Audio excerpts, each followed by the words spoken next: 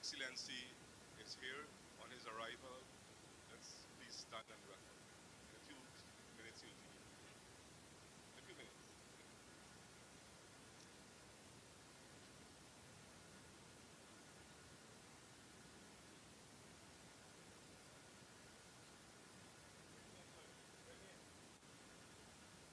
When he enters, uh, when he enters in,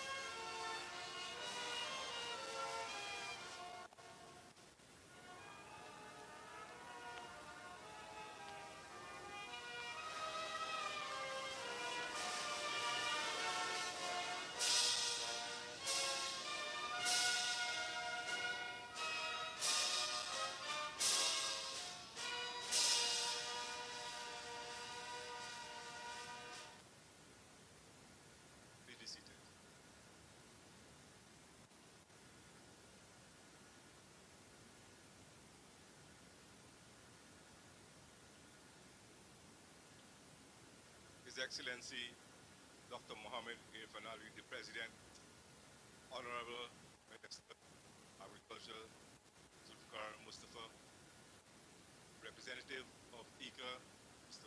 Garnett, fellow directors of the board of GLDA, poultry producers, and other stakeholders, a pleasant good day and welcome.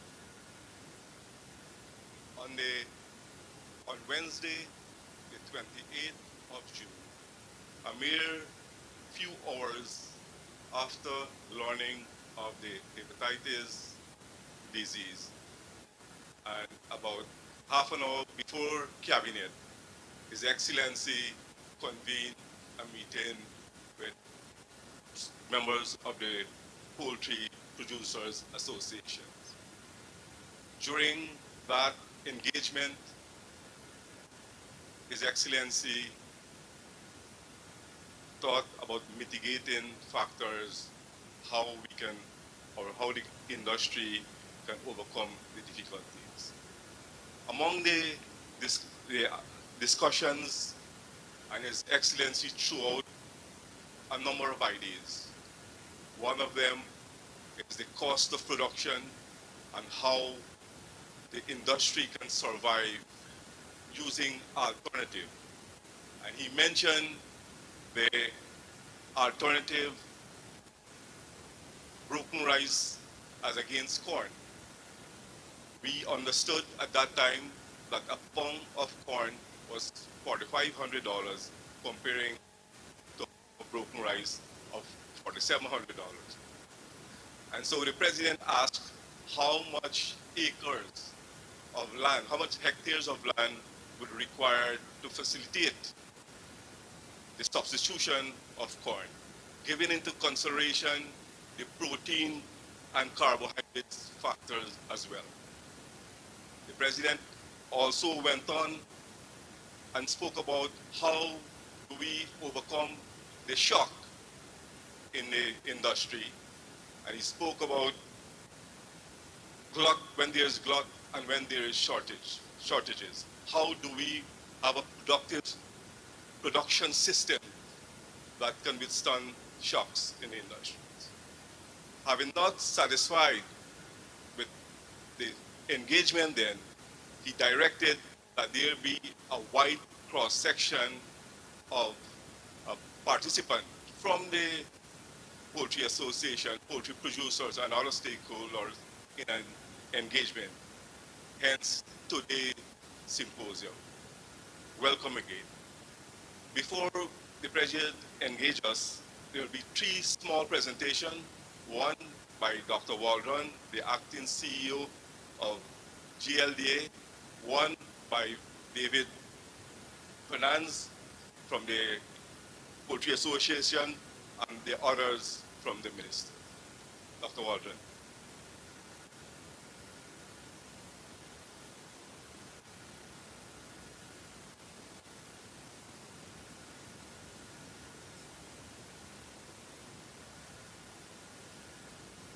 Thank you very much, DG and Chair of GLDA. His Excellency President Mohammed Irfan Ali, Honorable Minister of Agriculture, heads of department, we have the rep from ICA here, farmers, special invitees, good morning. Good morning. Thank you very much. I'm more than elated today because, let me say, for many reasons. The fact that we can all be here in this space is a positive for all of us. And we should continue this momentum which we are building on after today's activity.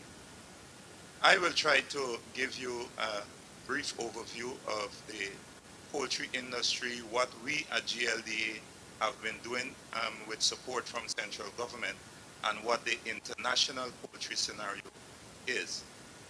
Reason for this presentation being labeled Poultry Outlook 25 by 2025.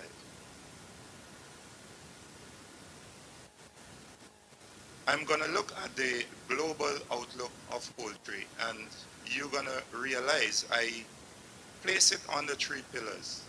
The first one looking at the impact from COVID, which we still face with today.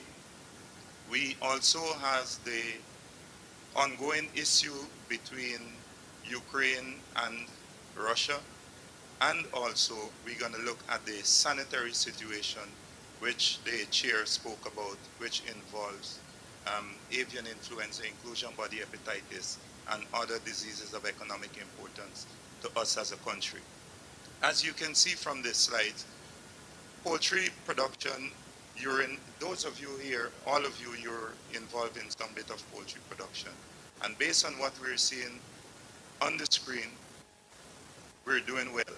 And the trajectory seems to be in the positive. So we have to position ourselves to ensure that we can capitalize on this. In 2022, we had 352.2 billion US involved in the industry. For this year, it's projected at 378. And to the year 2025, 428, which is a 6% increase for the final 2 years. As I said, the three pillars, which I would want to touch on. The first one, the effects from the COVID pandemic, which we were faced with, and some countries are still crippling with that. This disease would have disrupted the supply chain throughout the world, and it would have caused a lot of negative on governments throughout the world, because the role of government is to ensure that their citizens are well taken care of in all facets of life. Restriction on the trade of non-essential goods, fear of contamination through manufacturing facilities. This was something that we saw the developing world suffered a lot from this, because a lot of persons, out of fear, stayed away from those facilities. The outbreak had a negative impact on businesses throughout 2020 and 2021. However, it is expected that the poultry manufacturing market will recover from this shock over the forecast period, which will take us to 2025.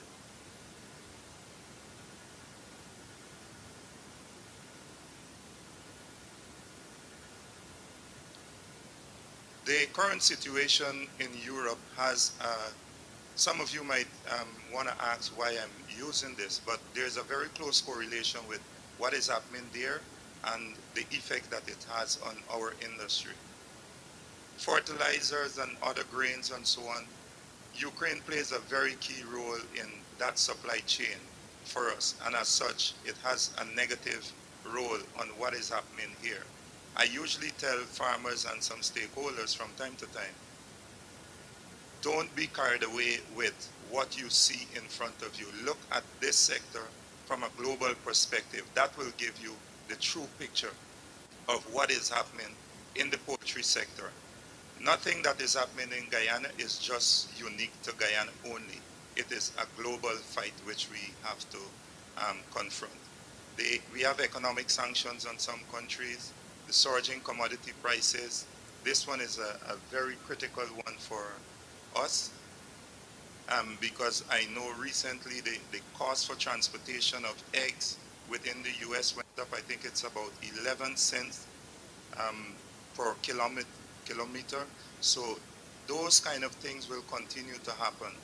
Supply chain disruption, inflation across goods and services. So it's a combination of things which we have to deal with as an industry. And finally, the final pillar I would want to touch on has to do with the sanitary situation that confronts the world, not only Guyana. We know bird flu would have caused a severe economic and social impact in Europe and the United States. In Europe, only they would have lost in excess of 50 million birds. In the United States, in excess of 40 million birds. These diseases severely impact food security, particularly in some developing countries. For us here in the tropics, so far we have been spared of this particular disease, but it is not a case where God, alone is helping us. It is what we're also doing as a ministry to ensure that we have systems in place to confront these diseases. Currently, we have the situation with inclusion body hepatitis, and it is something that we're continuing to work on. At our laboratory level, we have a open budget. That is how the Minister of Agriculture would have charged us to ensure that we do all in our powers to ensure that we stay on top of this disease. And I'm happy to report, Your Excellency, that we are now moving into typing of viruses locally, which is a big step for us locally and in the Caribbean. Some global challenges which we have to confront, we have shortage in labor. So sometimes we say when we move in a positive direction, we can also have some other challenges coming. So we have labor shortage, and these are some global challenges, constraints on logistics, rising costs of inputs, including feed and energy, disease outbreaks, I just spoke about that, relatively low rates of hatch, and this is because of some of the diseases and also the impact from climate change that is confronting us from time to time. Let us look quickly at the prices of some livestock meat from 2020 to 2023. And you would understand why we are here today. Poultry, when compared to some other meats, is still the cheapest meat in Guyana. And if you look at the blue line, you would realize that there's some bit of consistency with respect to the prices of poultry meat. Annual meat production, again, and these are in metric tons, and we see that poultry meat is way above all the others, which represent 93% of the total animal-based protein consumed in Guyana. And if we look at the poultry products per se, we would realize that broiler meat represents 55,000 metric tons of the total poultry meat consumed in Guyana, and this would equate to 97%. You can say approximately 98% if we run into the nearest whole now. Annual egg imports. If we look back from 2025 to date, we would realize that there's a steady increase, which means that the industry, you guys have been doing something to meet the demand, the rising demand, and it is important to know that this demand will continue to rise as we move forward as a country. If you look at 2022, 2021 and 2022, there's been significant increases there. But if you can recall last year, at the end of the year, we had to take certain measures to ensure that we had a bright Christmas. Even though we had an increase in egg production, we would have had some challenges that we had to confront with. And you can see that from the graph also. Quickly, if we look at the industry performance, a quick SWOT analysis, I will just focus on the strengths and some opportunities which we have as a country. We have the government proactive policies towards hatching eggs availability, easy access to fresh water from existing perennial sources. We have institutions well equipped to analyze feed, and I spoke about the capabilities now of our veterinary services laboratory. We have a strong public-private partnership, and this can be seen in the corn and soy and the broiler breeder projects. Also arable lands for these cultivations and institutional support for certification. If we take a quick look at some of the opportunities, we have establishment of a local broiler breeder facility, which we never had. So I think this is a big one for us to continue to work on. Formation of cooperative groups to garner support, training and recruitment of trained personnel, improve infrastructure access for highlands where we can do alternative crops. We also have increased investments access to research, and also access to regional markets, which is approximately 339 million US dollars. We should start looking at those figures moving forward. GLDA support to the industry. We would have completed successfully some simulation exercises for avian influenza. Also, we did the PVS assessment, which is international requirement. We're doing farm mapping. This is continuous, and this is using GPS mapping. We have the initiation of farm registration and the introduction of the national identification system for livestock farm. Also, the operationalization of our nutrition lab.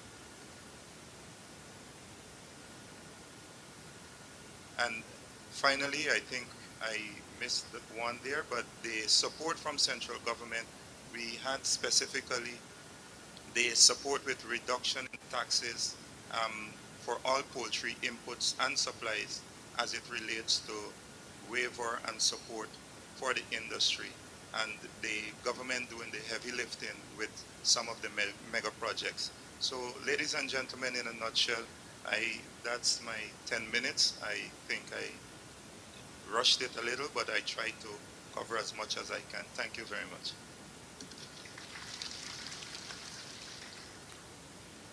Thank you very much, Dr. Waldron. I invite David Finance from the poultry production.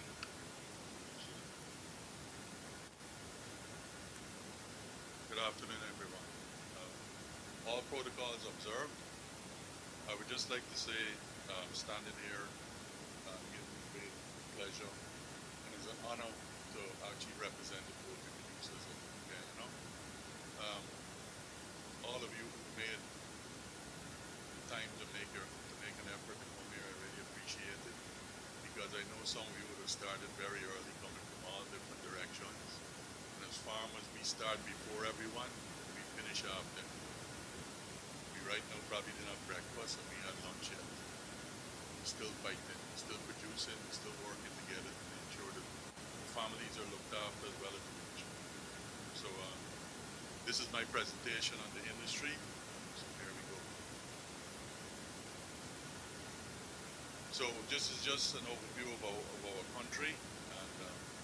38% of our country is youth, so they're the future of our nation. I want to keep it short to give our president time to share with you his views. We need to understand this. We are the largest non-traditional agriculture sector in the country. So other than rice and sugar, the poultry industry is the largest employer of people in any agricultural entity. Over 18,000 people directly or partially directly involved in the industry. So it's a significant earner for rural communities, single parents, people who have a job but want to find a little source of income using agriculture. Chickens are one of the ways of doing it. As a breakdown, we have 6 large operations in Guyana. We have thousands of small and medium-sized farmers doing all different types of poultry. This is significant. I mean, just the fact that you're all here today, or you're only a percentage of and I know some aren't even in the room because we have so much of us here. In terms of the lay industry, we have about 130 farms. And we have one farm that actually does breeders in Guyana. So there is a farm, Eden Farm does layer breeders to produce layer hens to be able to produce eggs. And so that is important for us. We produce over 320,000 layers, do the job every year, with a production of about 1.6 million eggs per week. We consume as a nation about 106 eggs per person per year. And we consume as well in the industry 12,000 metric tons per annum feed. Those images there, all the images on this slide are actually from Guyana. So that's an image of Eden Farms, one of their facilities currently in these countries.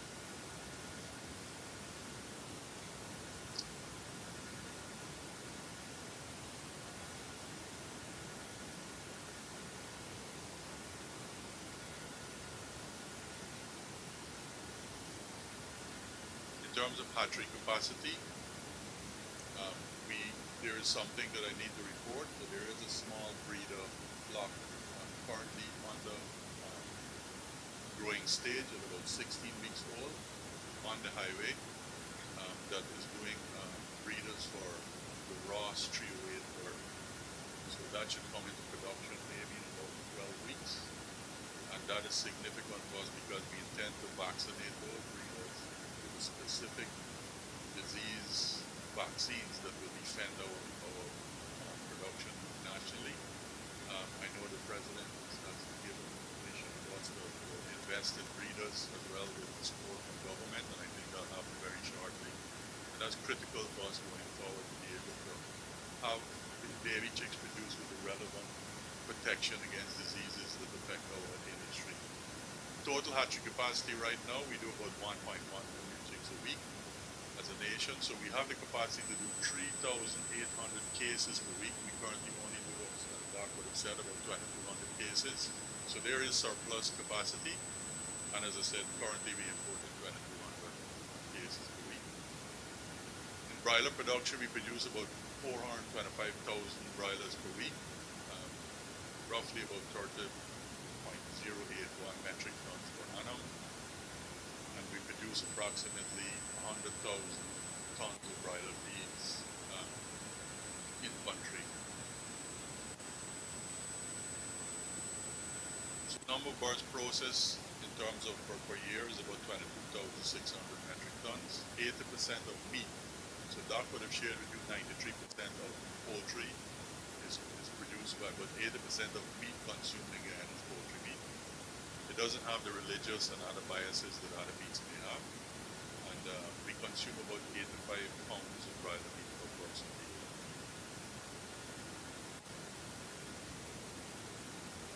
So the importance of the poultry industry, the industry contributes significantly to Guyana's economic development and food security. Poultry production is the largest non-traditional, I shared it out before. Broiler meat is one of the cheapest sources of protein and it's fresh and wholesome. There are few religious and cultural barriers and hundreds of small households. I repeated that and said that before.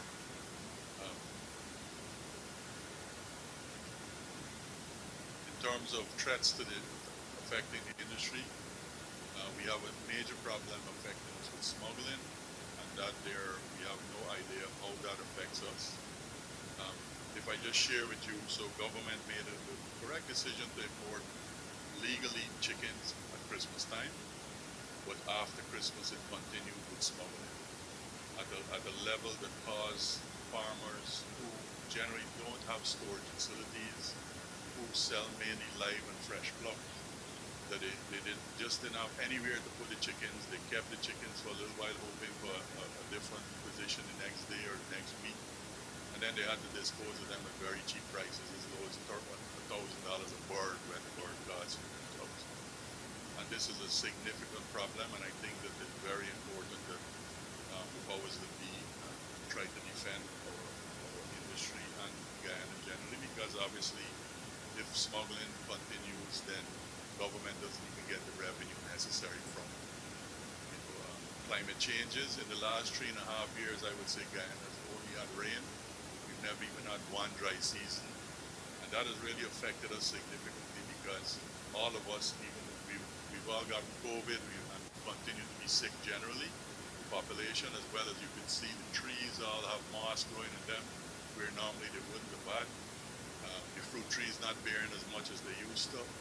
That's just because the relentless rains that fall and leach in the lands of valuable nutrients and fungal levels are high up, and that's affecting the poultry industry as well. So these challenges of disease that are affecting us have a lot to do with the weather changes as well. Labor is becoming a bit of a challenge because obviously in the construction sector they pull in people who would normally be in the agriculture sector away from this sector. And it's becoming a challenge for us. Obviously, trying to keep prices fair, fluctuating, Doc spoke about fluctuating grain prices in the world. This has been a real problem for the entire industry, production industry worldwide for food. Land availability sometimes is a challenge. Of recent, some lands are being used more for residential and becoming a conflict because obviously with zoning not necessarily in the forefront, there is a bit of a conflict between people who have been farming in a certain area for a long time and now housing is taking precedence.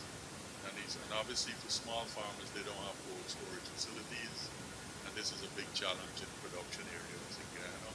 I know the president has made already comments. I just highlighted these things because I know we've been getting a lot of support generally, but these things need to be mentioned in this forum. So there are opportunities. There are opportunities for our industry once we have a right environment, and government is offering significant incentives to the industry to expand and grow. Obviously, the breeder farm will be significant cost. The breeder farms, large-scale grain cultivation. You know, we've started to do that, but there are 4 companies currently that do it. So one of them is TGI, which was a brainchild of the president. But there are 3 other companies currently growing grain, and obviously that will make a significant difference going forward.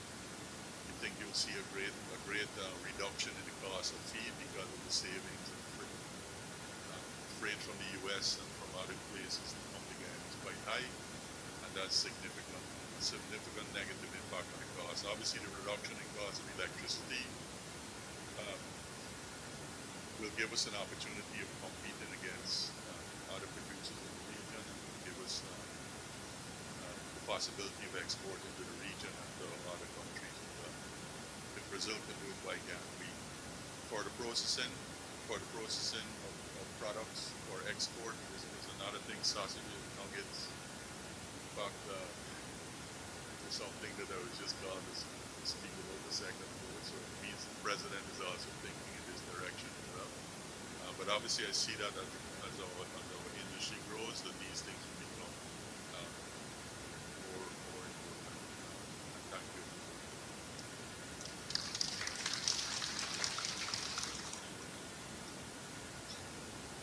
Thank you very much, David.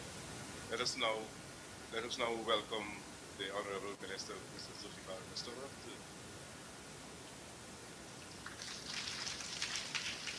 Thank you very much, Mr. Chairman, His Excellency, President of the Cooperative Republic of Guyana, Dr. Mohamed Banali, special invitees, heads of the various agencies in the Ministry of Agriculture, more importantly, farmers, poultry farmers here. First of all, on behalf of the Ministry of Agriculture and the Guyana Livestock Development Authority, I'm very pleased to welcome you to this very important forum that has been organized. First, let me express our appreciation to His Excellency the President for his excellent work in promoting agriculture and food security, not only in Guyana, but the recently concluded CARICOM Heads of Government meeting in Trinidad and Tobago, where he have delivered a presentation capturing agricultural development in all the 15 member states. And as Guyanese, we should be proud because with the leadership our president is given to CARICOM, today we have seen a renewed interest in agriculture, and everyone is looking forward to Guyana for that leadership. Let us give the president a resounding round of applause. Ladies and gentlemen, Guyana prides itself as being a net food exporter and also to be self-sufficient in livestock production. We are a food-secure country. Today we are producing approximately 60% of the food that we are consuming.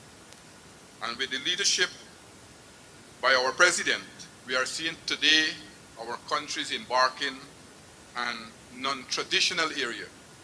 Both presentations just now would have captured some of those activities that we have embarked on, things like corn and soya, where we want to be self-sufficient in another 3 years' time. We already have 4 companies that are involved in the production of corn and soya. That is an ingredient that is very important for the poultry industry. The cost of grain, the cost of feed. And if we can produce all our needs and at the same time be a net exporter in the CARICOM, then we will contribute significantly in reducing the food import bill of CARICOM and Guyana. The government will continue to support you in the initiatives that you have embarked on, especially we have heard just now some of the major policies of the government in helping poultry farmers and helping farmers generally around the country to bring down the cost of production, to ensure that we be a country not only producing food at a high cost, but at the same time bring down the cost of production so you, the farmers, can have more opportunities. As such, the government have been working assiduously to provide support to the local producer and establish a business environment which is able to further develop and expand the country's agricultural sector. The government has been providing incentive in priority areas of agro-processing, coconut, corn, and soybeans, beef, and more importantly, poultry production. We are looking forward to be a net exporter in poultry production. That is why we have embarked on a number of initiatives. We have heard the corn and soya project. We have now looking at the breeder project that Dr. Waldron would have spoke of. We have a private farmer who have already started that project. In this year's budget in the Ministry of Agriculture, we have $50 million that have been budgeted to start the breeder program so that we can produce our own hatching eggs, so that we can bring down the cost of hatching eggs. Rather than importing it into the country, we can produce it right here in Guyana. Those are the initiative, forward-looking initiative, the vision. And I want to say, as your Minister of Agriculture, I have been given tremendous support by our president. He has this passion. He has this passion for food security in our country. We have seen what has happened in the world over the last 3 years with the pandemic. Many countries that had large sums of money were unable to procure food for the population because there was a scarcity of food. And we have a president who have this vision to make Guyana once again the breadbasket of the Caribbean. So, ladies and gentlemen, today's initiative, as the chairman rightly said, was an initiative came out from His Excellency the President.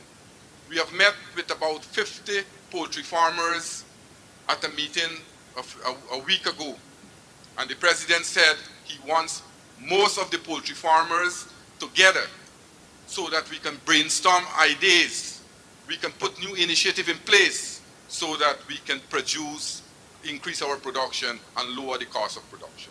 And here we are today, where we have many poultry farmers, and we are very fortunate to have our head of state to discuss with us, bring ideas together, and work together as a team to develop the poultry industry and the livestock industry in our country. I want to thank you for coming out, for y'all to come out here this morning, and let us have a discussion. Let us put ideas together so that we can make the poultry industry a profitable one and an industry that will contribute for food security in our country. Thank you very much. Thank you very much, Honorable Minister. And for those who don't have the strength and the stamina to move with the speed that our President is moving, I think we need to develop that as quickly as possible. Last week, Wednesday, when we met with the President, he had cabinet, and a few hours after, he went to Toronto to meet the diaspora and to position Guyana on the global map.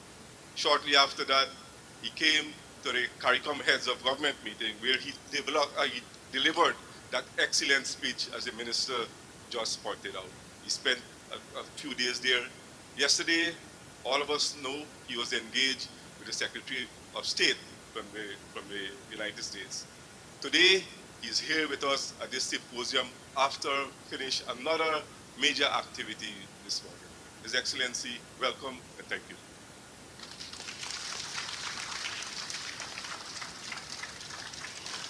Thank you. Thank you very much. Please, thank you. I'm very happy to have this engagement. Just returned from Linden.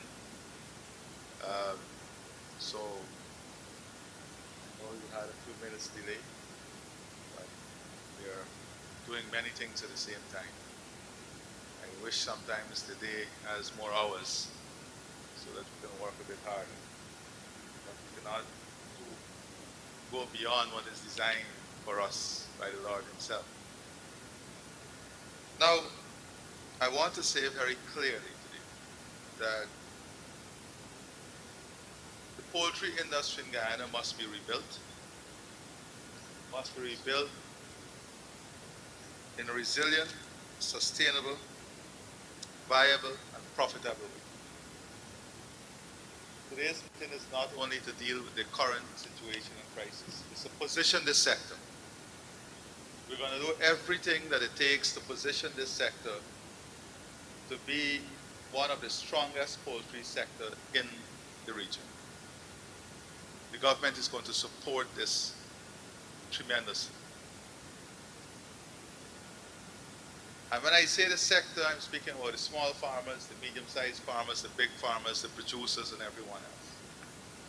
So there are a number of things that we have to do if we are to build a resilient, viable, sustainable, and profitable poultry sector. There are a number of things that has to be done. There are a number of sacrifices that we all have to do. We all will have to give a bit here if we are to achieve the type of vision that we have for this industry. I'm very pleased that the industry stakeholders were able to position the sector in the current global and regional context. Since we met last Wednesday, I've been through a lot of meetings and limited sleep, but I got enough time to reach out to many other farmers and to reach out to financial institutions on designing a comprehensive way forward.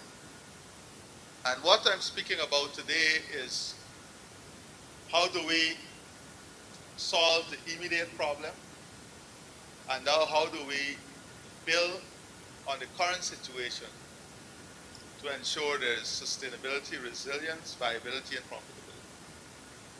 What David and the others, Dr. Waldron and the others here, technical people, did not say to us also, and they're aware, from 2020 to now, let me back up a bit, because it's important that we understand the industry. Everybody, the consumer see chicken at the end of it. To get the chicken, there is a process. 70% of getting the chicken is feed. 70% of the cost is feed. So let us examine what happened with feed from 2020 to now. There are three important inputs to feed, the production of feed here in Guyana: rice, broken rice, corn, and soya. From 2020 to now, the cost of rice as an input to feed increased by 100%. The cost of soya as an input to feed increased by 65%. And the cost for corn as an input to feed increased by 55%. And that is what constitutes 70% of growth. Now, what are the contributing factors to this increase in cost? You were told the war in Ukraine, but importantly is the shipping and logistics costs. That is why David is absolutely right. We cannot build a sustainable, resilient, and viable industry if we don't control this cost to begin with. We can eliminate the transport and logistics costs by building up our own capacity and increasing our own yield and production in these three areas. But we have gone a step further. In order for us not to touch the existing rice production, leave the existing rice production for the existing market and the regional market, but for us to build a sustainable model in which we can invest in specific acreage of land as an input for the feed production, which would be a completely new development, requires 25,000 acres of land to be developed in this. That is to support the poultry industry. In its current form, I'm not speaking about growth. So, you would have heard that we've started a program. By 2025, 2026, I think we will be self-sufficient in corn and soy. Once what we're seeing as the results continue, we'll be self-sufficient and in a position to supply the region. But there's a difficulty. There's a difficulty. Even if we have overproduction, what do we do with it? Because we can't expand the production and then don't have the facility to store that production. In the whole CARICOM, taking the total demand of CARICOM for corn, soya, and rice, we only have 20% of the storage capacity. So that's another problem we have to address. The storage capacity, because forward planning requires storage. Because even countries who produce corn and soya, there's a glut on the market, they buy off from the market at very low prices. One, because they have the storage facility. So they have a more resilient way of dealing with the shock. So there are countries, when the Ukraine war started, that had 6 months forward planning in their system. We had none. The other issue that we are faced with is because of the changes in the global financial system, the credit facility has been removed. That is, the US companies were giving the buyers of corn and soya 3 months credit. They've removed that credit. You have to pay cash up front and then wait for supply.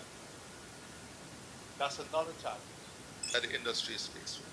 So the proposition today is to develop an integrated and holistic system to deal comprehensively with all of these challenges in building a strong poultry industry. So the first thing is, how do we get our farmers involved in what we call a new integrated approach to food production, not agriculture? We have to change our mindset now.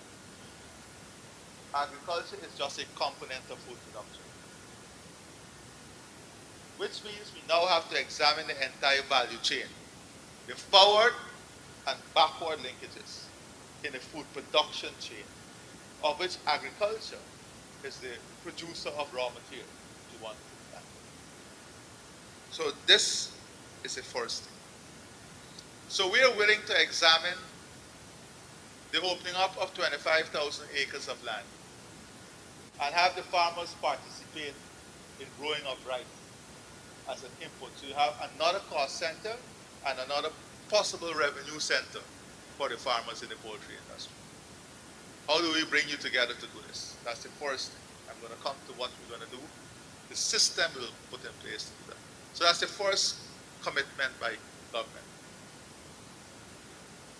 Suriname is also committing to CARICOM 75,000 acres of land for the production of grains. So if we can form ourselves in a consortium here, we are the closest to Suriname. The area that they've identified is very close to Guyana. Let's form ourselves into a consortium and go after the 75,000 acres of land also for the production of grains. But in this case, we'll be producing that grain for the regional market, which means now that the port becomes important from a storage perspective. We will have to increase our storage capacity tenfold. David will tell you that in the integrated project, we're doing some amount of storage. So that's another opportunity. The investment in storage, people in our diaspora may want to join us, provide a storage facility. So that will also help us in forward planning. So when there is a glut on the market, the Poultry Association can say, this is an opportunity for us to forward buy for the next 12 months. But we can't do that. We can't benefit from a situation of glut in the long term. You benefit in the short. because you'll buy at cheaper price for that crop. But if we have the capacity, we can then buy in the long term. So that's the first opportunity here in Guyana and Suriname. What are we building? In our poultry sector, we have to build a brand. We have a natural brand that is a halal brand. In the halal brand, we have the opportunity of new important markets. In Brazil occupying now. And part of the work we're doing in international trade is to open up market opportunities. To have larger scale production to meet these global markets that are specialized. And the kosher and halal market are specialized markets. So that's another opportunity that we're going to build to pursue. So if you look at what are the things we have to do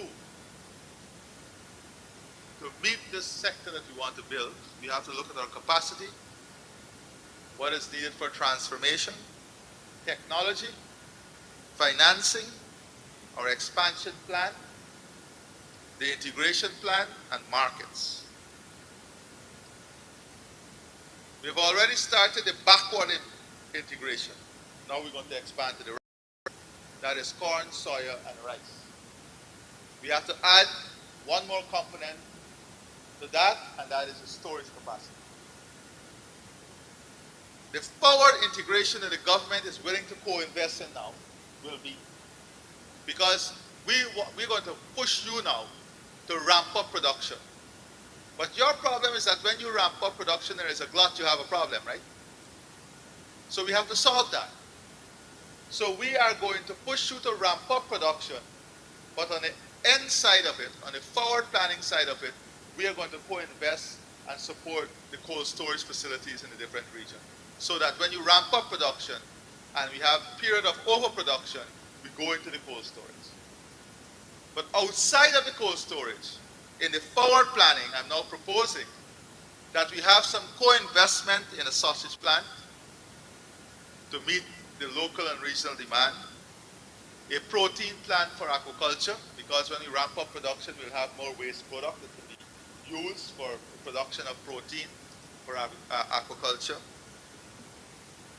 And of course, the chicken nugget facility that comes with the sausage plant.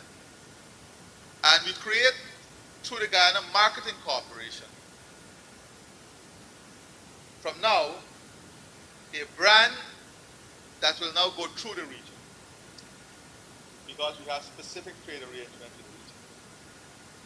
We have low-hanging opportunity in other large regional markets, like Cuba, like DR. And then, of course, we have emerging potential market in the Middle East. So the government, in the forward part of the integration and the forward planning, is willing to have a co-investment in these areas. On the backward part, you're already working on opening up the 25,000 acres. You have to form yourself into a body. As I said, I also want to address the immediate issue for the small farmers. But before I go there, let me say this. We have committed last week to pay for the vaccines that are needed now. I think it's $29 million. That investment by the government will avoid the $6 increase per chick to be passed on to the farmers. So we are removing that $6 increase per chick to the farmers. We're going to pay for the vaccine. We have already ordered vaccines. I've given the instructions that the vaccines must be ordered.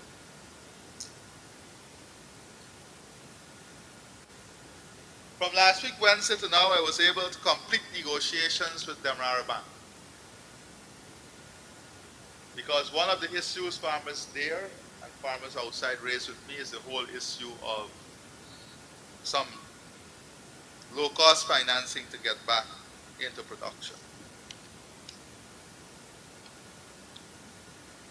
And we have arrived at a position of loans $500,000 and less for the small farmers. They are willing to facilitate a 3.5%. 3.5% interest rate from 7%. Between $500,000 to $1 million, 4%. This is remarkable. But importantly, with a mechanism that we will set up that include the Poultry Association, the GLDA, the Ministry, the Bank and Ministry of Finance, for those with $1 million and less, they will look at using letter of assignment. That is if you're doing contract farming for someone else, as part of the collateral basis to give you those loans, to expedite the pace at which the loan will be granted. That is a major, major accomplishment. Now, between $1 to $5 million, they have agreed to do those loans, between $1 to $5 million at 5.5%. I think this is a great day for the poultry industry, when the financial institutions have all come on board in supporting this transformation. That is why I said we've been working on your behalf to get this done. So you should put your hands together for the banking institutions. I want to propose at this time also that we move to the establishment of the project implementation unit that would look at the master plan that I outlined briefly for the poultry industry. I see a lot of technical people we have here. We have ICA also here, FAO. I propose that ICA also join that project implementation team and FAO. And we have a project implementation team that will refine the overarching plan I have alluded to, that includes the co-investment, moving to value-added, cold storage, 25,000 acres.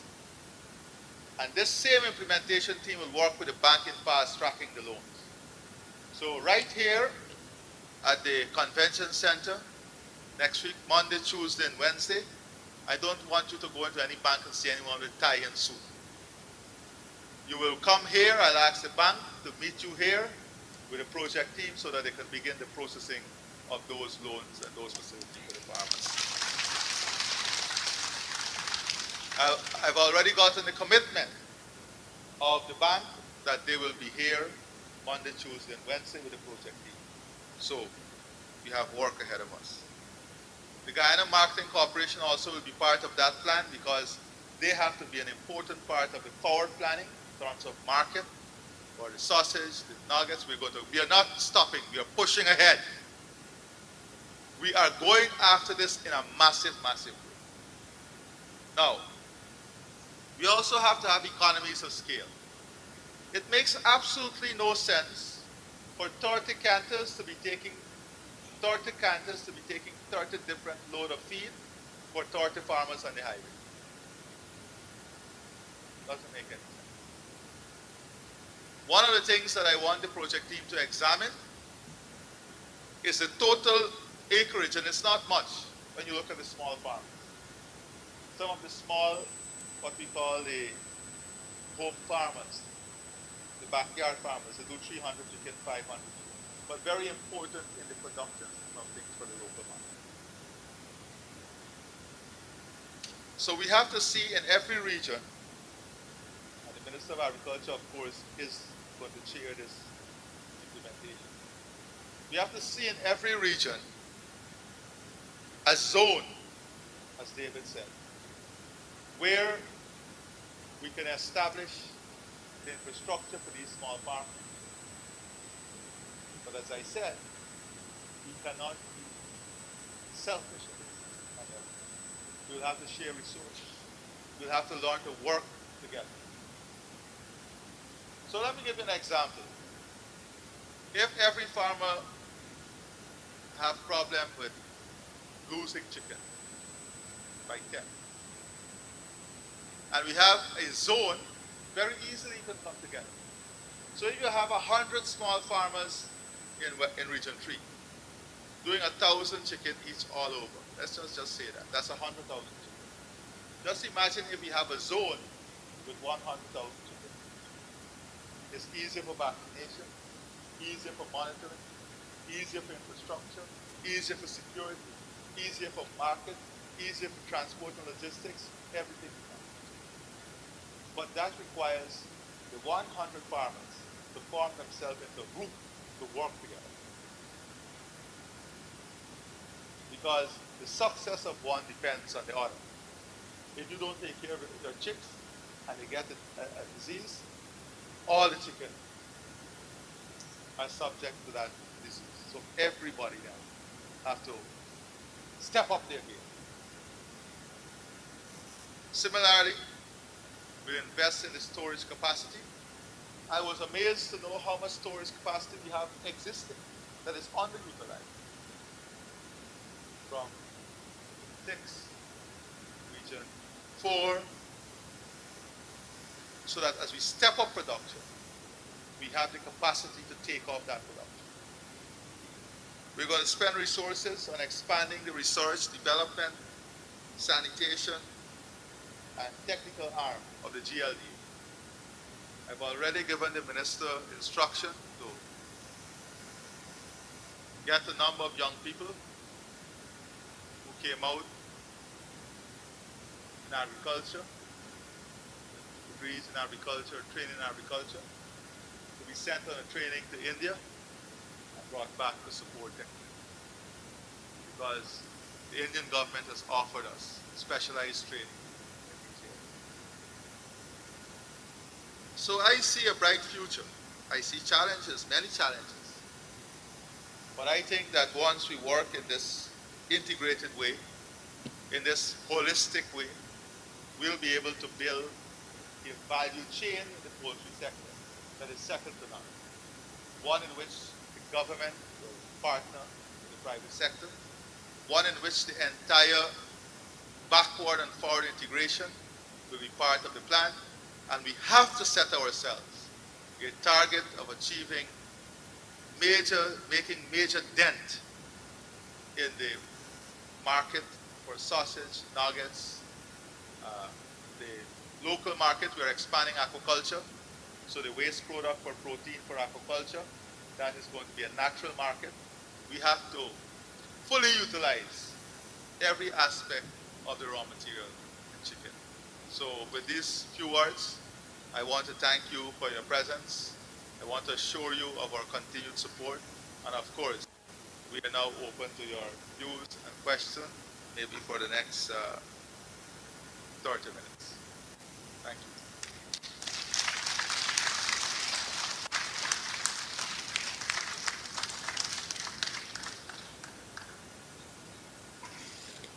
The Poultry Development Board also will be part of this. I just reminded. All the stakeholders in the poultry industry will have a representation on that project implementation. Yes, we're open. So, ladies and gentlemen, you heard the president outlining the macro plan for the poultry industry. I think the president deserves another round of applause for that beautiful plan. And so now, as the President stated, His Excellency stated, we are open for questions, for your input, suggestions. Just stand or sit and state your name and your region, and if you are a producer or you sell poultry products.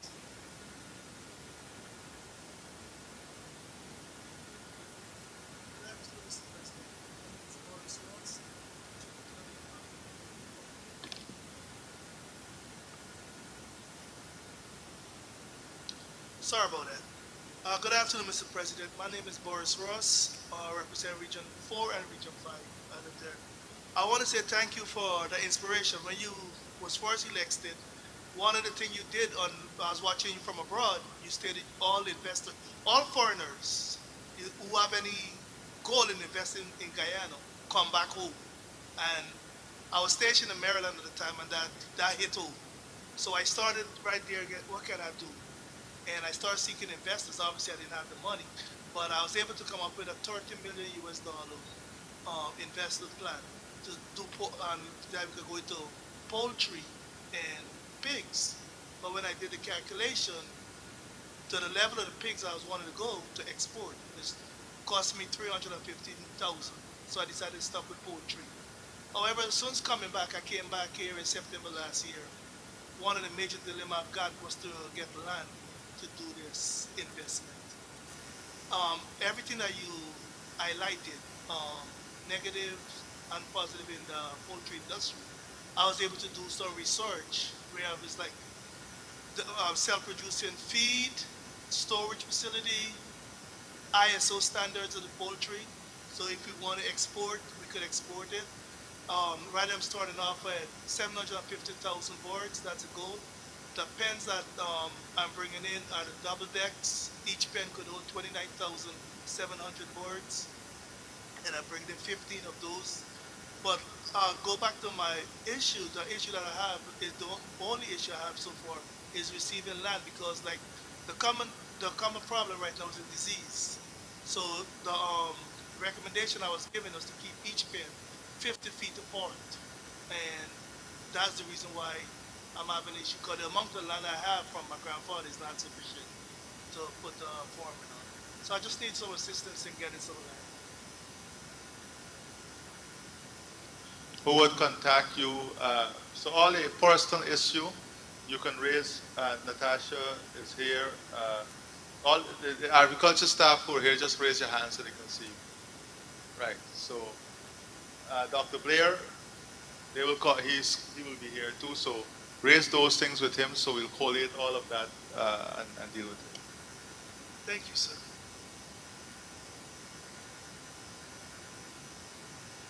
Right.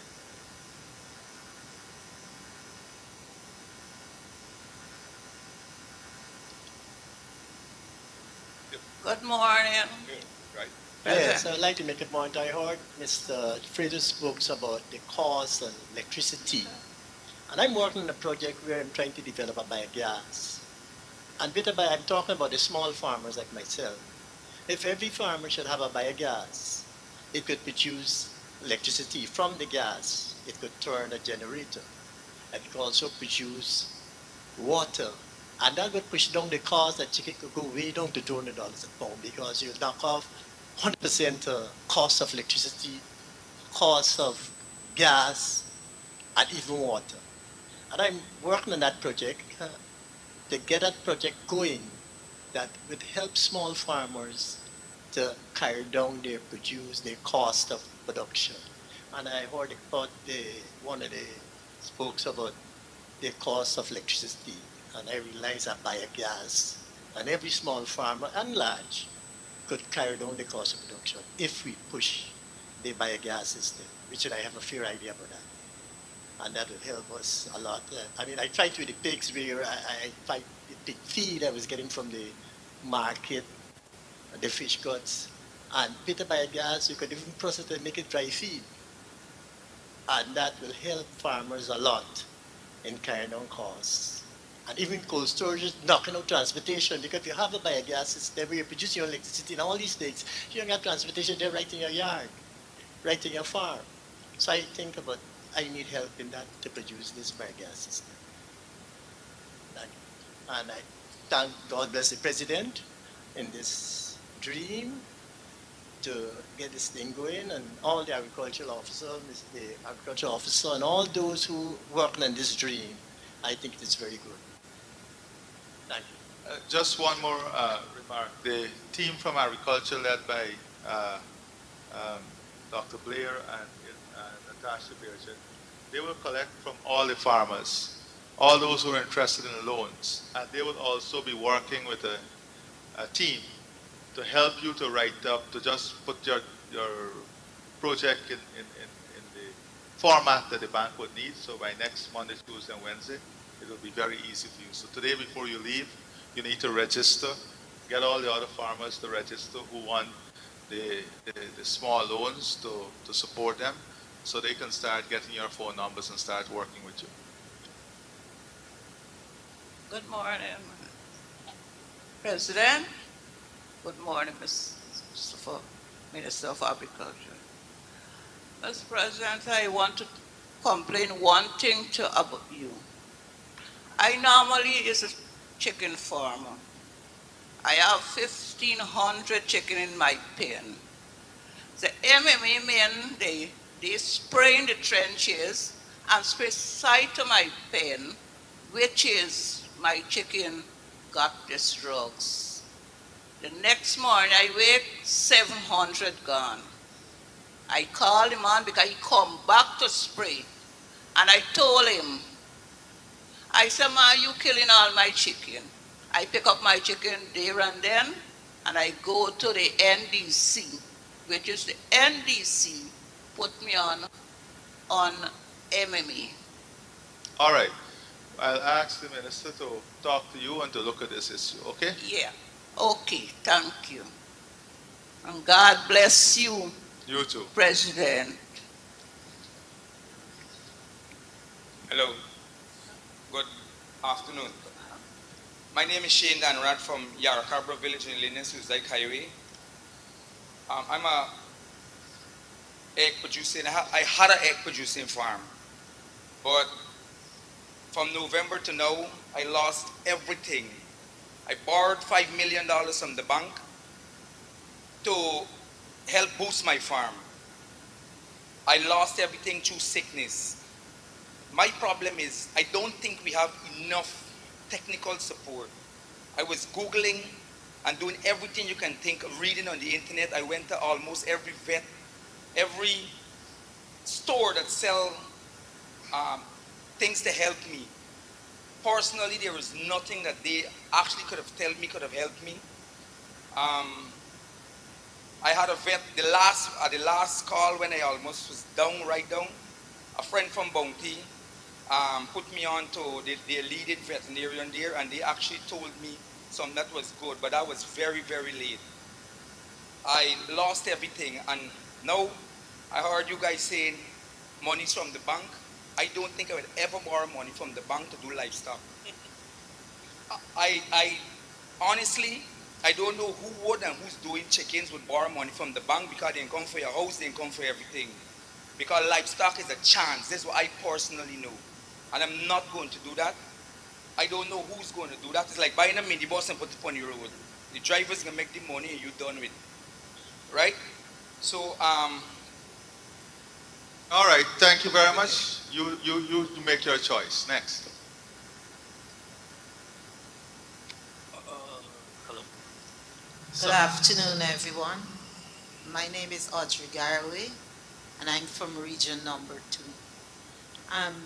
I'm thinking, Comrade President, that we, the small farmers, can't afford to take loan and mine our livestock.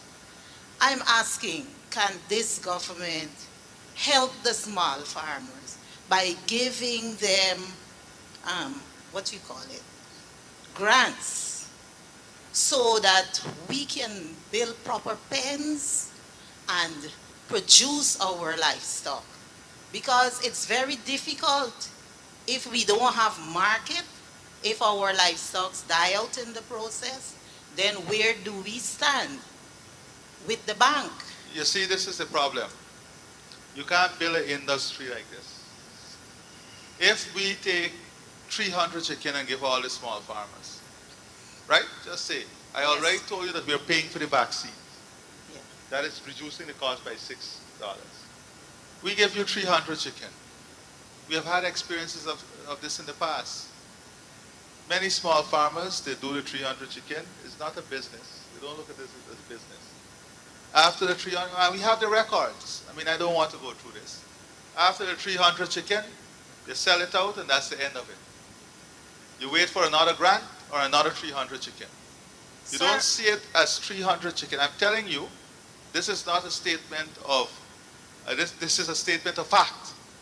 And if you want to be honest, you know this. You know this.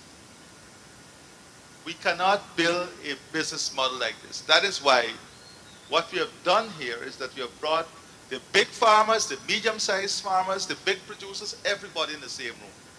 Because we all have to work on this together. Right? One of the issues when we reached the last time, and we talked to farmers, we wanted help to access financing, and they said the 7 and 8% financing was too expensive. We went, we got the help, we got everything removed, the bureaucracy, they'll do it right here. We got it at 3.5%. Those who are taking less than $1,500,000, there's special interest rate. There's a the letter of assignment. If you're producing for one of the large producer that you can use. If you don't have skin in the game, you take the game for granted. That's the fact. Yes, sir, I understand what you're saying, but then we need technical support. If we are going to give people a grant, they need to have the support, because in our region, you have to pay so much to get the vet there, so much money to get the medicine and all of that. And it's not feasible for us as farmers, small farmers. Land is a big issue as well. If we don't have the proper land. Here now, I don't know where you're farming, but I'm looking at Dr. Waldron. We have a full support staff in every single region. If you can tell us when you call on the staff and you didn't get them, we have trouble with some of the technical people. Sir, I applied for a piece of land and I haven't heard a word. But we gone to land now. We gone from technical. It's changing. No, you're asking me where I'm farming. I said I live at Westbury on the Essequibo coast. All right. So, okay. I have pigs, I have ducks, I have chickens. So I know what the difficulties are. Feed is very expensive. We know that. $1,500 for a bag of fiber bran, nearly $8,000 for a bag of chick feed. Okay. Thank you. Sorry, Mr. President. I know you were trying to focus on a lot of the macro issues, but stemming from our meeting last week and some of the decisions that we made there, I have some micro questions, I guess, more focused to Dr. Waldron. That we said we would start to import some chicken to bring down the price. No, let's be clear on what we said. There is a complaint, not a complaint, a fact, that we have a shortage in the local market. The producers came together and they quantified what that shortage is. Okay? Understand. And we agreed that we are not, because what we saw the last time was that licenses were used far after the time when the shortage was corrected. That we're going to centralize all the purchasing, bring in the chicken. Then we're going to give to the small farmers so that they, at the price they were selling at, they could get that chicken back to sell and make back the money that they were making. Yeah, agreed. And that has happened in the last 2 days with some of the chicken already arriving. I think one of the challenges that we're having is trying to identify what are the distribution protocols for that particular chicken. I found out by luck and chance, for example. And the second... Let's not do that. You can't find out by luck and chance. At the meeting, we said the Guyana Marketing Corporation. All you have to do is get on to the Guyana Marketing Corporation. We said that the next 2 days, you were right there, that we will start bringing in within 2 days. We went aggressively. And all the farmers had to do was to contact the Guyana Marketing Corporation. We asked for that message to be sent all across the country. David, isn't that what we said? Well, okay. And the follow-up question to that would be... Because some of your crops are completely affected. So we said, whilst you're building back your crop, you will get this chicken so that you can supply your market and still make some money. You just have to contact the Guyana Marketing Corporation. Yeah. Okay, and so not to prolong the issue, but the follow-up question would be, we're already seeing that chicken have the impact that you wanted it to have, but my fear is that we might self-correct a little bit too far, And we're seeing some of that already, because this young man here next to me, he has a small farm, for example. He's not plucking this week because that market hit over the river, that chicken hit over the river and brought the prices down to the fact that he can't pluck anymore. You see, that's a problem, David. You see the problem? You guys start to quantify what the shortage is. So it can't be self-corrected in 2 days, because one of the things was that the chicken prices was going far beyond, what was it, David? In some places, $400. $400, huh? 500, you hear? 500 in some cases. So it can't self-correct. That was because there was a quantified shortage from the major producer. You guys told us what that shortage is.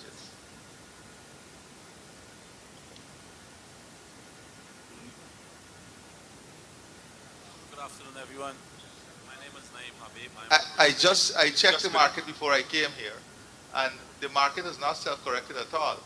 In some market in region 3 is 375, some is 385, some is 410. That's for plucked chicken. Plucked chicken. Yeah, but that's the point you were trying to make, Mr. President. 375 for plucked chicken, right? I know we have a consumer challenge, but we cannot afford to sell chicken at 375 plucked. The problem with that is the inputs are too high, and we can't get that off the farm. Well, that is what I'm saying now. The new sell of chicken, we're taking up the vaccine costs. We can't do everything, boss. I understand right? that. We are striking the balance. We can't take chicken to $500. We have to strike the balance. The problem, why the chicken was at $500, was there was a shortage in the market. We are not bringing in anything beyond the shortage. And this is the point. And I'll ask maybe David and the others to speak on this. We have not brought in anything above the shortage. So there is no oversupply in the market. Based on your numbers that you give us, only that number we are working with. So there will not be an oversupply in the market. Can we move on? Got something called smuggling. Good afternoon. I from Region 2, Pagan Poultry. Go ahead. Yeah. The feed to go to Esquivo is about $600. What we want is like we all do the paddy to come to Georgetown. Take off all the freight on the boat. So because we cheaper in Esquivo. And another question, the government carrying chicken in Esquivo for $360 and killing all the small farmer with the price. That's it, thank you. Let's correct something here. From the producers, you the farmers, yeah, they said there was a shortage. Okay? The shortage was estimated and brought to the government. And as a result of that shortage, the price was going up. What was told to the government was that we just need this amount to come in to self-correct the market. Right? Yeah. That is based on the shortage. The government is not selling. The government is offering you small farmer. Yeah. You call Guyana Marketing Corporation and you buy so that you can correct yourself now and you can get back some money to go back into the crop. That was, we could have given the license to all the supermarkets and everybody. But we didn't do that this time. We wanted the farmers to benefit. So that is why we said we bring it in, and for you, on behalf of you, the farmers, so you can call it. You can call into Guyana Marketing Corporation and say you need 1,000 pounds, 10,000 pounds, right? Whatever it is. I think there is a limit based on farmers, right? You get it at X dollars, and then you put up your markup. Not $200 markup, but you can put up your markup. So, what is the price? $360. Huh? So you can call the Guyana Marketing Corporation now. I'm just telling you from Essequibo. Yeah. And say to them, you want, how much pounds you sell every week? Huh? You what? I just sell 1,000 pounds. So you could go and buy 1,000 pounds at $285. Because you're buying from farmers, right? No, no. You're a farmer. Yes, I'm a farmer. So you are affected by the disease too? No, Or no. You were not, so they were not affected so by the disease, David? Because you don't have chicken to supply right now, chicks?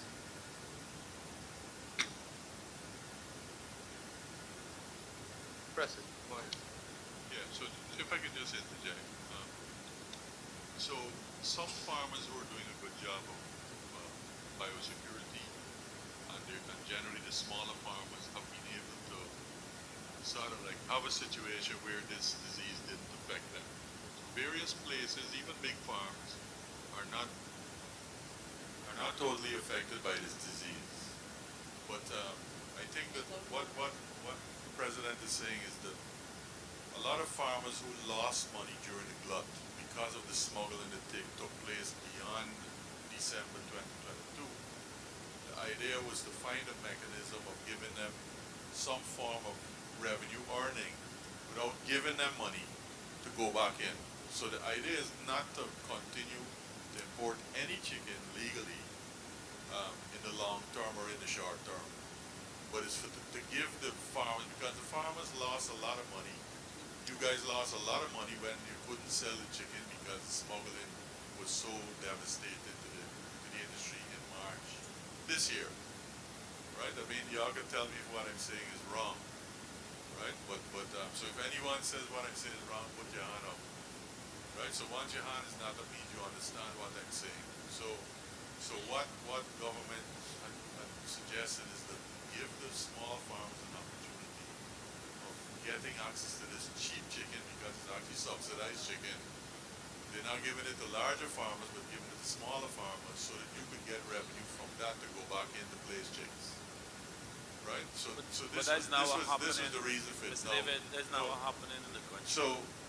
So I agree with you, because a lot of farmers reached out to me and said, look, I sell live pluck and I sell live chicken. So I have no means of storing, transporting frozen chicken. So even though I would like to access it, I just don't have the capacity to handle it. Because when you start dealing with a frozen product, you have to have a cold chain. So if you got a little chest freezer, you might be able to do it. If you don't have that, it becomes a little bit of a challenge. So there are variant groups within this rule. For example, in Essequibo, let's use Essequibo. We said that we'll get a cold storage truck to go down there and to supply the small farmers, so that you don't have the responsibility to come to Georgetown or any facility there and buy. For matter of fact, we even set up a facility in Porica. We have the cold storage facility in Porica to serve Region 2 and to serve Region 3. Yeah, but Mr. President, sorry to keep harping on this, and I'll finish. Come back to you, Justin. Okay, go ahead. Good afternoon, everyone. This chicken prices, but concerning the small farmers, them is who wearing the chicken losing is that the person who selling the chicken, because you guys get the chicken to Escobar, yes, but then again they will sell back the chicken at the cheaper cost. Hold.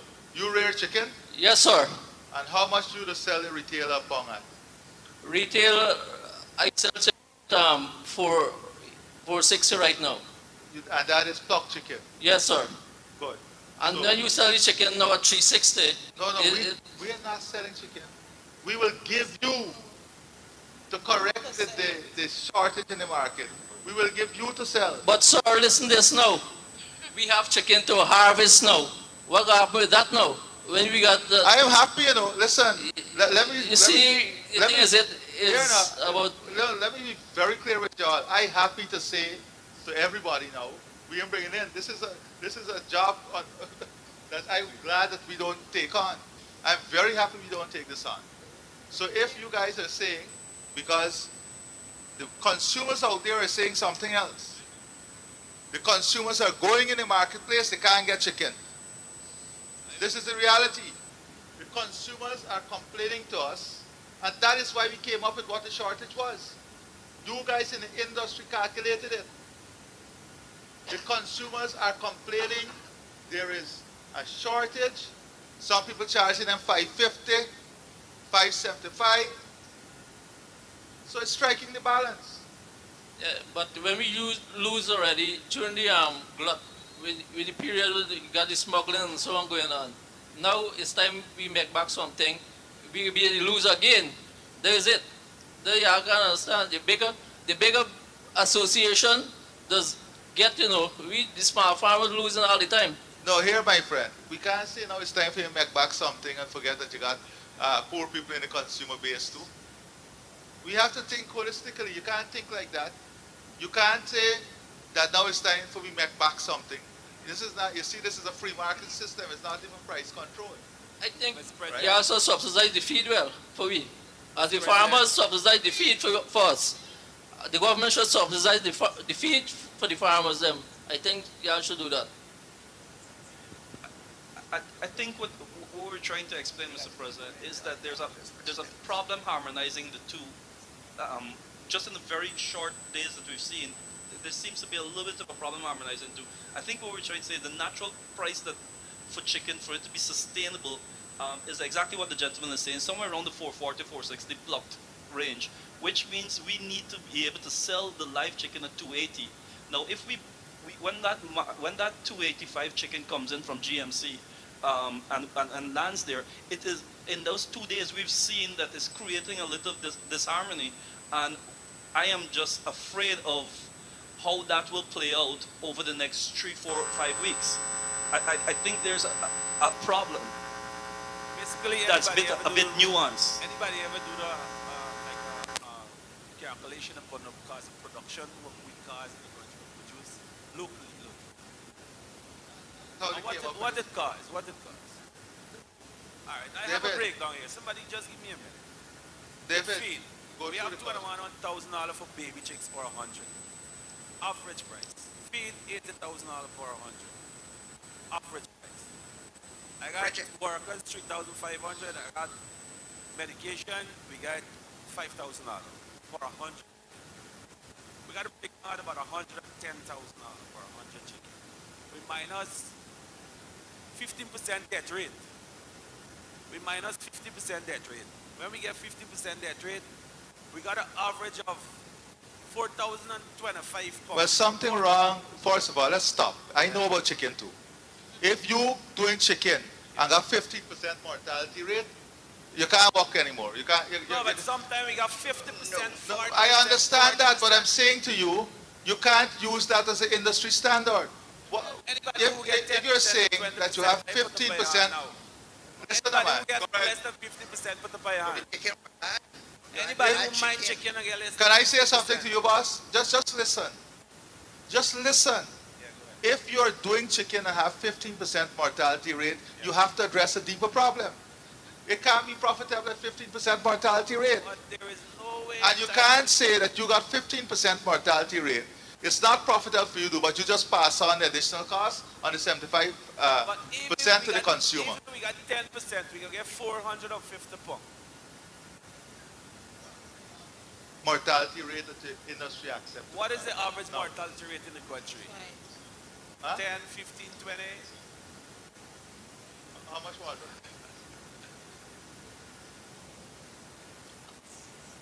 So, you hear what I said, Dr. Waldron?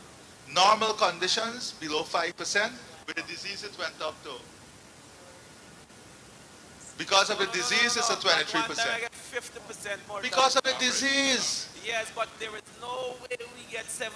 That ratio is nowhere. Dr. Waldron, I That think is that information is nowhere. outdated. That is nowhere. If you have all the farmers, We have to have some order. they will tell you average 10 to 15 to 20%. So I put in the middle, 50%. All right. Good morning, everyone. David, go ahead. Just 1 second. So if I could just share, if I could just share. So if I could just share. All right, all right. So nationally, because we got to deal with the average. Nationally, under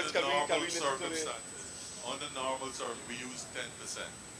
Even so if under we normal circumstances, Habib, my brother, under normal circumstances, we use 10%.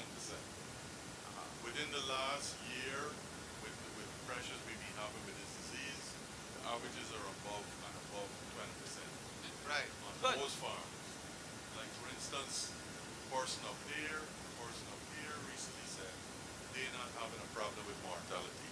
So there's some farmers, but the average we're talking about, the average normally is 10%, and now the conditions are as such that it's above 20. Now you're saying you might have had a flock that finished above 50, but that's not the average. No, I average Okay. 50%. Okay. Because sometimes you're going to get 20, sometimes you're going to get 10. This is the point So you're I put it in making. the middle. Listen, this is the point you're making. You hear the man up there say, disease in effect heat. But ask him what percentage he got All in right, the farm. He said disease in effect heat. So we're saying to you that the shortage this year came about because of this disease. No, but Because of the disease, we have an average industry mortality rate of about 23%. You want to listen to the cause of production. Excuse me, please. Yeah. Yes. I am aware for Bounty 2 up in the highway.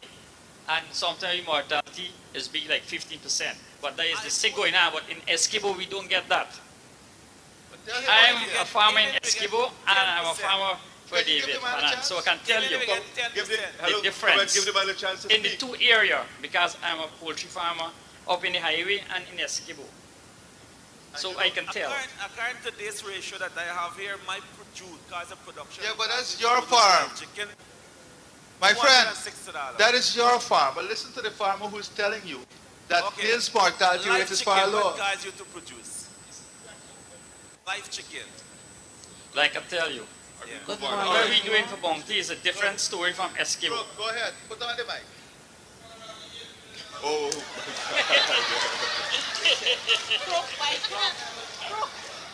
Bring your cock, let me pay you. Bring your cock. Bring your cock, let me pay you now. Tell them people that garbage chicken. I got a chicken in the phone. I can show everybody that's how your garbage rate is. I can't settle if the man robbed you $8 billion. You robbed the man $8 billion? No, I did not. You gotta go masjid, brother. Don't do that. So They want to discuss to by themselves. but we can't settle that. We can't settle that. That's why I like when everybody speak together. All right. Guys, come on. Pull out your mic. Go ahead. Bridget Thomas, Region 4. Go ahead, go ahead. Excellency, Yes. Assalamu alaikum. Agriculture Minister, my Muslim brothers, Assalamu alaikum to the non-Muslim, may the peace and guidance be with you. I want to take the opportunity for myself, my family, Quarantine Borbis, Region 6, to congratulate the Excellency for the good work he's doing. And he would be one of the best presidents we ever have in Guyana. And it's not only Guyana alone, it's around the world, because he go and reach everybody at heart, whether any condition is there on the ground. And I'm a poultry farmer, Mr. President, all my life. And we face a lot of challenges in the chicken industry from pandemic to now. And I want to ask you to be patient. Some people are frustrated, losing them crops, losing a lot of money, straight to going back. And we have enough challenges from the pandemic right on until now. We get pandemic, we have the flood, we get the HH, and then when we plan to going back there, we have this big the importation of the chicken for 4 months. Proper poultry farmer has lost heavily on the importation, misuse by importation with the chicken that coming in. Right. So, as I said, it's a very easy decision for us to take because we control the importation this time from the Guyana Marketing Corporation. But I'm telling you that we also cannot sit back and see shortage in the market and see price goes to $500. We have to have a balance. If we are to, as a government, you see, we have to ensure there is a balance. We want you to be successful, but we want the consumer also to eat. we have to ensure that the consumers are not exploited in this whole thing. Yes, Mr. So President. you might have a farmer who is striking the balance, right? Let's say somebody up there from Esquibo. They said they're selling for 400 and 460, 440, they said, between 440. Then you have another one who's selling for 500, 510, 485, 495. And then the consumer comes after the government. Then the big association, the supermarkets, every day are writing us saying, we cannot get chicken supplied to us. We have a major shortage. We want a license. So instead of giving the big suppliers a license, we said, let us give the farmers an opportunity to make the money. Bring the chicken, give it to them, and let them distribute it. A bottom-up approach instead of a top-down approach. The small farmer had to follow the race because of they can't get the capital to go back. Right. Right? Then we get a big shortage because they could go. And the small farmer do not face the challenges that the big farmers have.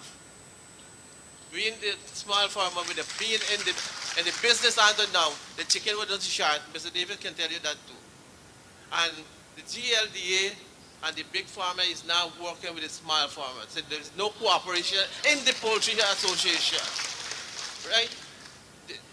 I never, GLDA never visit me. All they will call you, how much chicken you wearing. They never call you. They don't know how much, right about now, they don't know how much eggs coming in, how much chicken there in the ground, follow up with the farmers. No. We know how much, we know exactly. Give them the figure. How much, you only had it in the presentation just now. How many eggs come in, how much chicken on the ground. That is how they calculated the short. Now, here. Yes, sir. In terms of the small farmers, and that is why it brought everybody together. The big producers and the small producers, the small farmers. Because for us to build this industry, everybody got to work together. Yes. We have to support each other. The technical assistance from the big farmers must go to help the small farmers. These are things that we have to do together. Yes, Mr. President. They know how much eggs coming in, they know how much birds put down on the ground. Middle thing they go and calculate the deaths and they remain in the system.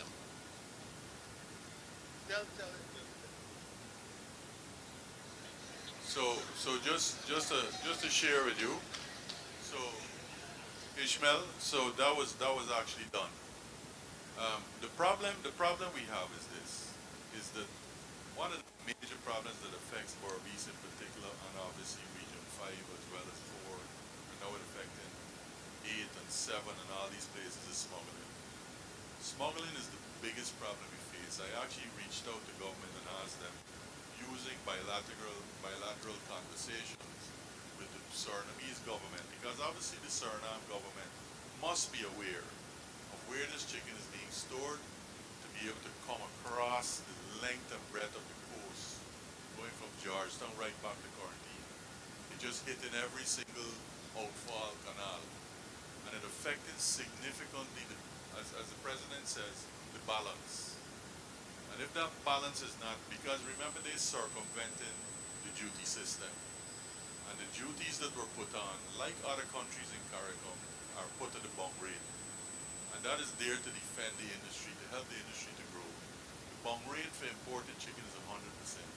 When smuggled chicken comes into Guyana, you're circumventing that. Right? So this is the problem we have.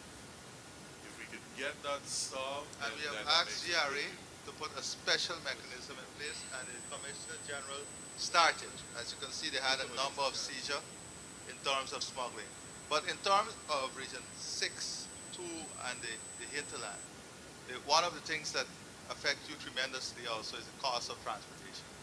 Transportation and logistics costs is one of the costs that drive up your production costs, because your feed has to be transported.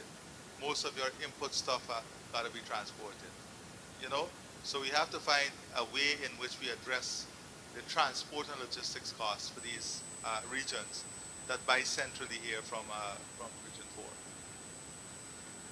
What percentage of your cost, Ishmael, is transportation and logistics?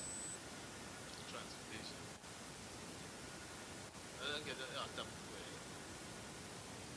Say one more thing on behalf of the small farmers. So when the smuggling kept coming in 2023, March, when we sort of like reached out to the minister and said, Minister, this is the problem the farmers are facing. The farmers were selling chicken as low as $2.50 a pound because they had to sell a bird that weighed over 4 pounds for $1,000 just to get it off. So they're actually losing money. A lot of money they're losing. So I think that someone mentioned it over here that at this current moment they are trying on their own because there's a little bit of a supply change where there's a little shortfall in supply. They're actually trying to generate a little extra income to be able to have enough cash to go back in.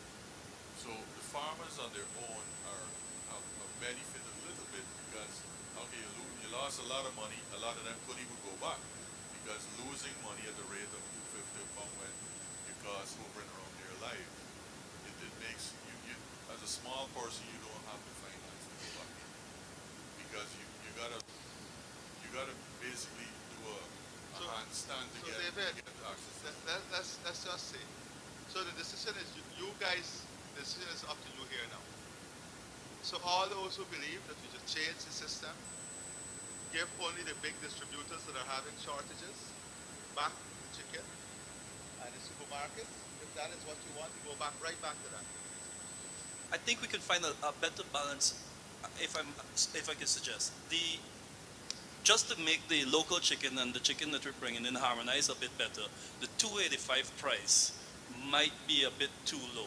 And if we can sell that chicken a little bit higher, the initiative that you came up with is brilliant, and I loved it. That chicken is meant to help you. Yes, So the small farmer can buy at $2.85, but you can sell at $3.50. It's meant to give you an opportunity to get back some capital. I understand what is meant, but it's not happening like that in 2 days. I can't control that. Why we are giving you this chicken at $2.85? Let's listen to the so president, that please. you can make some more money. Mr. President. That's the point. But it's not harmonizing well, Mr. President. Mr. President. Yes, let's. We can't establish price control. I can't tell you that everybody sells it. Mr. President.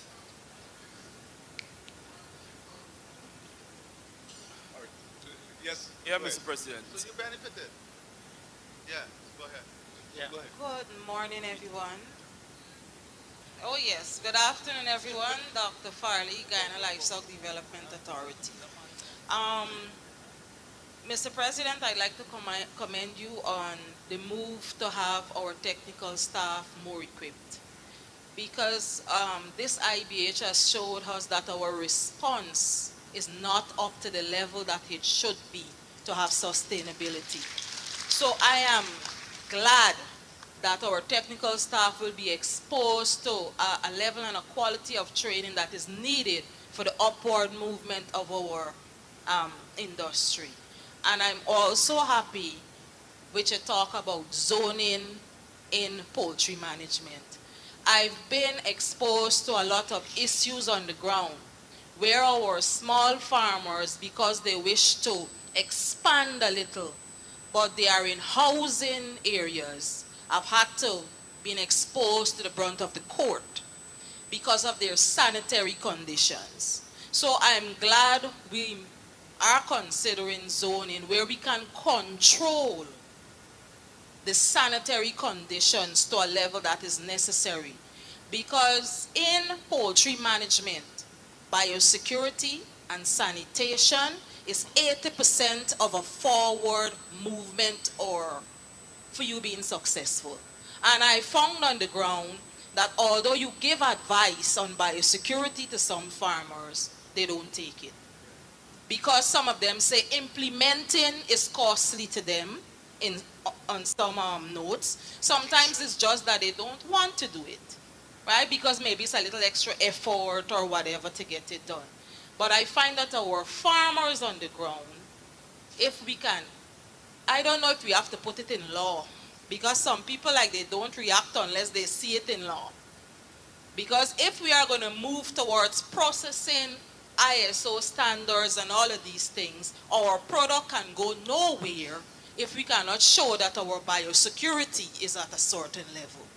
So with that that is all my contribution for today. I commend you on your way forward. Very good. Thank you. Thank you. Yes, concern the boat to the feed. The boat to the feed for carrying escape. Yeah, we'll discuss that. It's a very good suggestion. Let's discuss that afterwards, right? Okay, thank you. Concerning the quality of chicken we do have. Sometimes when you purchase the chicken, some grow and some remain small. They are not properly vaccinated. And we, the small farmers, we suffer. That's my contribution. Yeah, Mr. President. That's a fair, that's something that a lot of farmers will complain about. Yeah, Mr. President, I must say it's an honor that you could bring small farmers, medium farmers, large farmers to this forum. I have been longing for something like this, that everybody could come and express themselves. In terms of the imported chicken that the government have bringing into the country, I myself feel is a good initiative that the government has done, because we want to, with fairness, we want to control the price on the market. I know the farmers that went through a hard 8 months with the low price and the glut of chicken on the market. So I think the government had took the right step to bring in the chicken, and for each farmer to have a first hand of it on it, because I'm a small farmer and I personally know I am short of chicken. So I feel honored that I could go to GLDA, have the chicken, and sell it at a reasonable price back to consumer.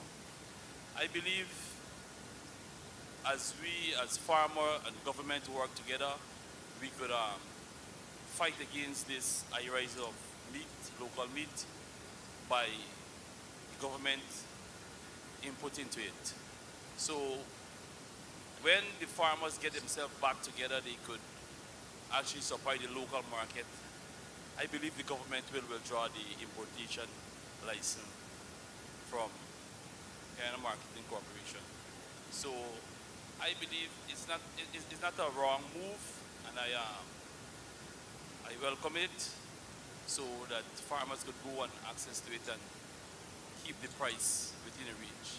But for the farmers that would suffer for that last 8 months, I believe if we could control the price within 280 to 300 live weight price, that would be good. And the plucked chicken within 440 to 460, I believe that is reasonable for our country. That's my contribution. Right, so let me be very clear that the import is only for a deficit, and they give us a calculation. So it's not going beyond that.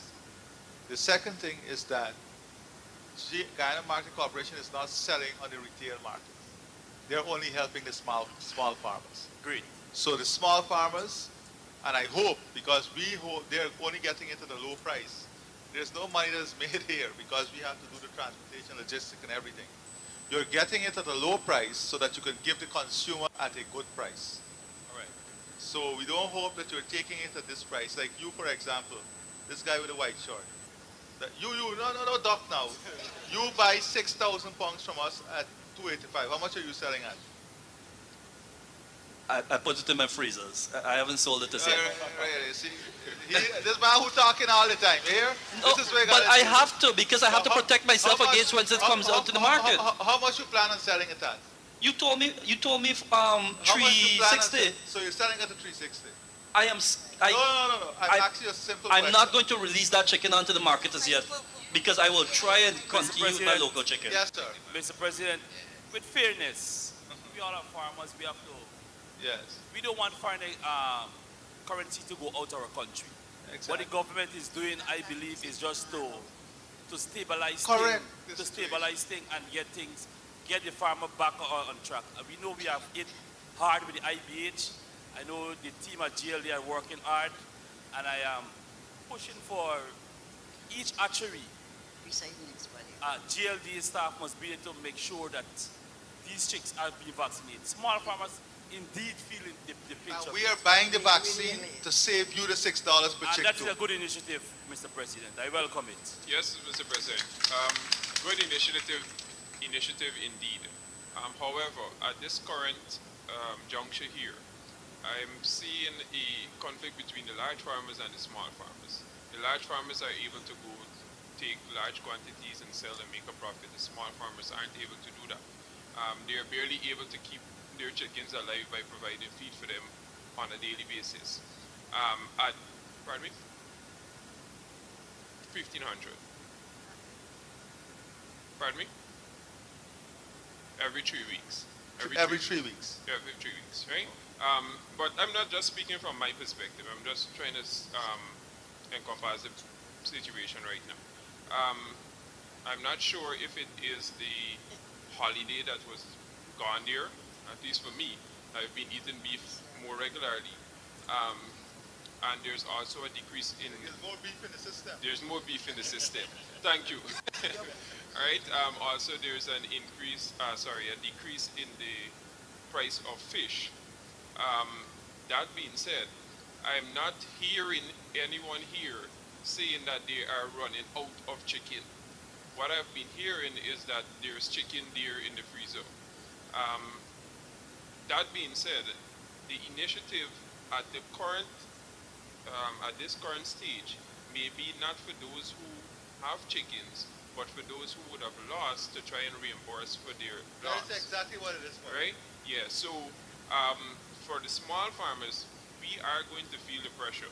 Yeah, you're so correct. That is why I did not expect people to be buying the chicken and putting it in freezer. That is so, but what I just heard there, and he was at the meeting, and to say that he bought it to put in the freezer is shocking to me. Yeah, And that is the type of things that make good policy. But Mr. President, now what I'm saying, you're right. It was to help those who don't have any chicken in the system now. They get forced preference so that they can make some money to go back to the crop. yeah, but what I'm saying is that will help them. That doesn't mean that the chicken will push off immediately because there isn't a lack in the market. There isn't a deficit to fill. But nobody here seems to be saying that they're running out of chicken. No, man. There's a huge... All those who know there's a big shortage in the market, y'all put your hand up, man. Y'all know this thing. Bro, you could count them. Where the guy there? What is shortage in Region 6? Yes. In the market. Yes.